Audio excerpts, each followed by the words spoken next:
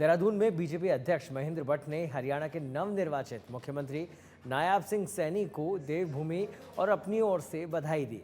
साथ ही उन्होंने कहा कि जिस प्रकार से हरियाणा में डबल इंजन की सरकार है, उसका निश्चित तौर पर हरियाणा को लाभ जरूर मिलेगा और जो हरियाणा के लिए केंद्र और राज्य की धारणा है वह धरातल पर उतरेगी।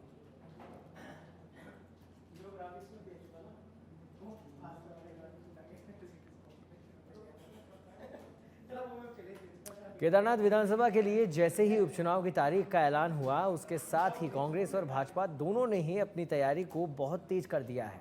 इसी क्रम में कांग्रेस के वरिष्ठ विधायक और पूर्व प्रदेशाध्यक्ष प्रीतम सिंह ने भी केदारनाथ में जीत का दावा किया है। उनका कहना है कि कांग्रेस पार्टी लगातार केदारनाथ में काम कर रही है और मैं कह सकता हूं कि जिस तरह से हमने केदारनाथ में काम किए हैं, उसे हम जीतने जा रहे हैं।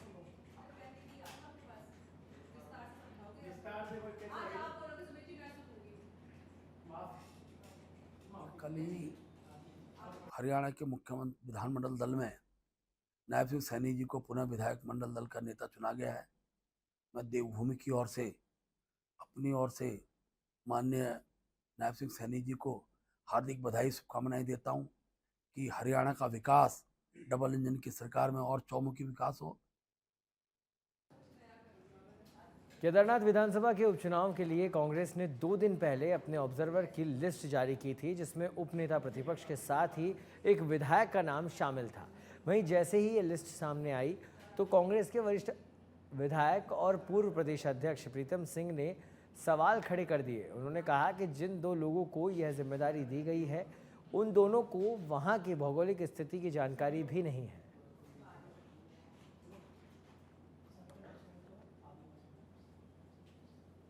नहीं, देखिए, पहले मंत्री प्रसाद नैथानी जी को और लखपत बुटोले जी की बात हुई थी। उसके बाद अध्यक्ष जी की मेरे ख्याल से हो सकता है राष्ट्रीय नेतृत्व से बात हुई होगी या प्रभारी जी से बात हुई होगी, तब जो है हमारे उपनेता और वीरेंद्र जाति को जो है वहाँ पर नियुक्त किया गया। और उसके बाद जो है, क्योंकि जो सीट है वो पर्वतीय क्षेत्र की है और गणेश गोदियाल जी पार्लियामेंट का चुनाव वहाँ पर लड़े हैं, तो उनको ये जिम्मेदारी सौंपी गई। साथ साथ क्योंकि बद्रीनाथ में हम उपचुनाव जीते हैं, तो वहाँ लखपत बुटोला जी उनको भी नियुक्त किया गया, क्योंकि उनकी सीट जो है केदारनाथ से लगती हुई है। तो अब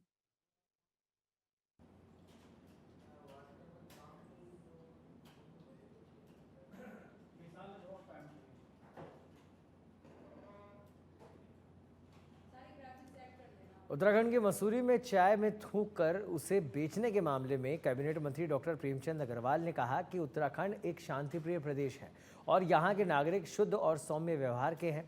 इस तरह की हरकतों को घिनौना बताते हुए उन्होंने दूषित मानसिकता वाला बताया और कहा कि ऐसे लोगों को किसी भी कीमत पर बर्दाश्त नहीं किया जाएगा।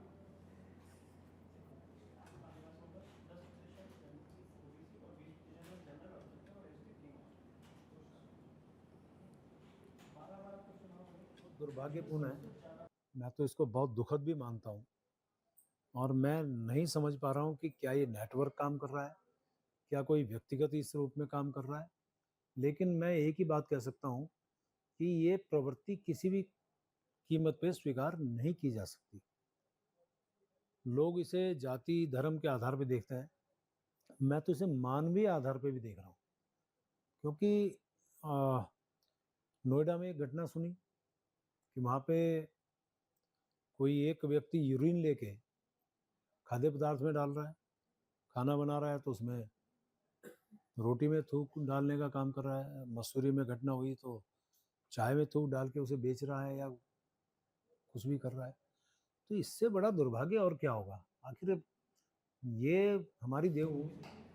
उत्तराखंड में इन दिनों खाने पीने की चीज़ों में थूकने के मामले सामने आ रहे हैं, जैसे लेकर कुछ समय पहले बीजेपी अध्यक्ष महेंद्र भट्ट का बड़ा बयान सामने आया था, जिसमें उन्होंने कहा था कि उत्तराखंड में ऐसी घटनाएं सामने आ रही है जिनमें लोग खाने पीने के सामानों पर थूकते नजर आ रहे हैं।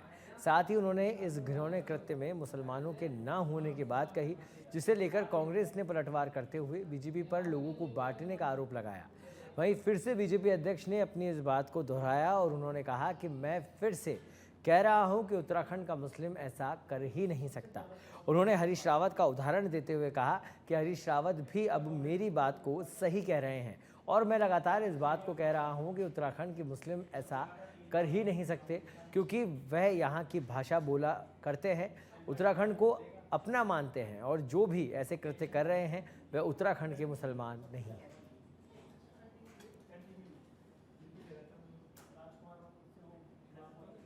हरीश रावत जी को मुझसे पहले बात बोल देनी चाहिए थी। मुझे अच्छा लगा कि मेरे बोलने के बाद उनको भी ध्यान आया कि हाँ, ये विषय ठीक है। सत्य है कि उत्तराखंड में लंबे समय से अनेकों गांव में मुस्लिम बंधु निवास करते हैं, यहाँ की बोली भाषा बोलते हैं, यहाँ की परंपराओं को समझते हैं और देवभूमि के स्वरूप को भी समझते हुए कभी इस प्रकार की परिस्थितियां इस राज्य के अंदर स्थापित निर्माण नहीं हुई। लेकिन ये बाहरी तत्व है जो हमारे उत्तराखंड के जो मूल मुस्लिम बंधु हैं उनको भी षड्यंत्र का शिकार बना रहे हैं। आखिरकार सरकार नियम बनाने वाली है कि हर दुकान पर। खबर देहरादून से है, जहां पर सीईसी राजीव कुमार और उत्तराखंड के उप निर्वाचन अधिकारी विजय कुमार जोगदंडे आखिरकार देहरादून पहुंच गए हैं। आपको बता दें कि दरअसल दोनों ने प्लेन को मिलम की ओर जाते हुए रालम गांव में इमरजेंसी लैंडिंग करानी पड़ी। मौसम खराब होने के चलते ये इमरजेंसी लैंडिंग करानी पड़ी थी, जिसके बाद देहरादून के सहस्त्रधारा हेलीपैड से सीईसी राजीव कुमार आज दिल्ली के लिए रवाना हो गए।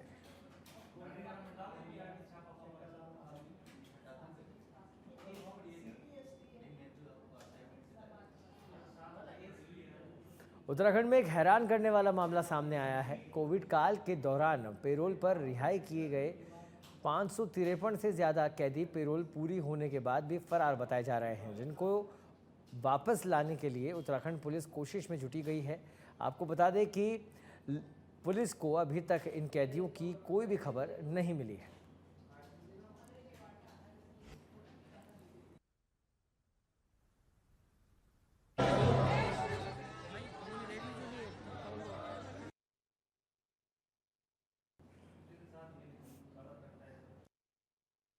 वरिष्ठ पुलिस अधीक्षक है, इनको भी जो है इस बारे में अवगत कराया गया है और उसमें सारी पुलिस उनको जो है अभी तलाश कर रही है। ऐसे लोग जो फरार है, जो कोरोना काल के बाद जो है जिन्होंने वापसी नहीं हुई है, इनको जल्द ही जो है पुलिस अरेस्ट करेगी। इन पे अगर ज़रूरत पड़ेगी तो इनके जो है वो रिवार्ड घोषित करके आगे की कार्रवाई की जाएगी। देखिए, ऐसा है कि जो 2020 और 2021 के आसपास में माननीय उच्च न्यायालय और अन्य न्यायालयों के आदेशों के क्रम में जो कोरोना के बीमारी के कारण जिन लोगों को बाहर पेरोल में छोड़ा गया था या कुछ लोगों को इंटरिम जमानत वगैरह दी गई थी, वो लोगों को काफ़ी लोगों को छोड़ा गया था उसमें से। और 2023 में डायरेक्शंस आए थे ऑनरेबल कोर्ट की तरफ से कि भाई अब इन लोगों को वापस ले आया जाए, तो उसमें से काफ़ी लोग हमारे। खबर चमोली जिले से है, जहां पर पेंशनर जन जागरूकता शिविर आयोजित किया जा रहा है। पेंशनरों की समस्या के निदान और उन्हें जागरूक करने के उद्देश्य से ट्रेजरी के जरिए कल ये शिविर आयोजित होगा। आपको बता दें कि जिसमें पेंशनरों की विभिन्न समस्याओं के समाधान के साथ ही योजनाओं की जानकारी उन्हें दी जाएगी।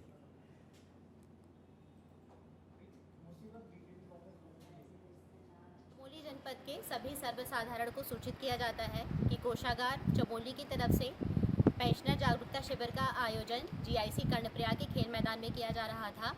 अब वह आयोजन अपरिहार्य कारणों से कर्णप्रयाग के राजकीय स्नातकोत्तर महाविद्यालय के बहुउद्देशीय सभागार में आयोजित किया जा रहा है। इसलिए आप सभी जनपद वासियों से अपील है कि आपके परिवार में जो भी फैमिली पेंशनर्स हैं, सर्विस पेंशनर्स हैं, उन सभी से कल दिनांक 18 अक्टूबर को राजकीय महाविद्यालय कर्णप्रयाग के बहुउद्देशीय सभागार में जागरूकता शिविर में उपस्थित होने की अपील की जाए। में बढ़ते थूक जिहाद के मामले को लेकर धामी सरकार अब सख्त एक्शन में नजर आ रही है। अब उत्तराखंड पुलिस ने भी उत्तराखंड में खाने पीने के सामान बेचने वाले तमाम होटल्स और रेस्टोरेंट्स को आदेश जारी कर दिए हैं। साथ ही अब होटल्स में सीसीटीवी कैमरे लगाने की भी अनिवार्यता कर दी गई है। इसके साथ ही होटल की लगातार चेकिंग भी होगी। आदेश का भाजपा के प्रदेश अध्यक्ष ने स्वागत करते हुए कहा कि यह बहुत ही सही फैसला है।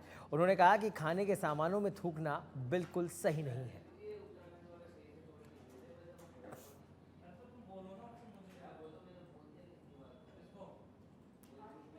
उत्तराखंड बाल अधिकार संरक्षण आयोग की अध्यक्षता डॉक्टर गीता खन्ना ने उत्तराखंड अनुसूचित जाति आयोग के अध्यक्ष मुकेश कुमार के साथ बैठक की।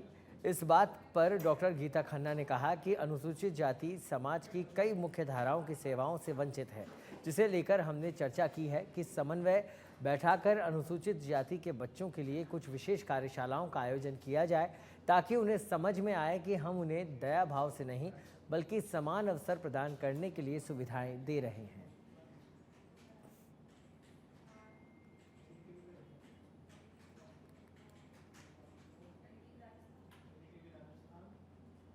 हम जब से आज़ादी है, हमने आरक्षण की तहत सोचा कि हम अपने इस वंचित वर्ग को समांतर भविष्य के लिए तैयार कर रहे हैं। लेकिन ये तो सच्चाई है कि उसका सही से जो हमारे को मिलने चाहिए थे, उसके हमें रिजल्ट्स वो नहीं मिल पाए हैं। आज भी एक सेक्शन ऑफ वंचित समाज बहुत सारी मुख्य धारा की सेवाओं से वंचित है। छात्रावास हैं और विद्यालय हैं जो कि खास तौर पे हमारे शेड्यूल कास्ट, शेड्यूल ट्राइब बच्चों के लिए ही। हरिद्वार में जगजीतपुर इलाके में जंगली हाथी लगातार पहुंच रहे हैं। बीती रात एक जंगली हाथी अचानक रोड पर आ धमका। हाथी को देखकर लोगों में अफरा तफरी मच गई। गनीमत रही कि हाथी ने किसी को नुकसान नहीं पहुंचाया। आपको बता दें कि इस क्षेत्र में लगातार जंगली हाथियों की आवाजाही जारी है। हाथियों को आबादी क्षेत्र में आने से रोकना वन विभाग के लिए चुनौती बना हुआ है।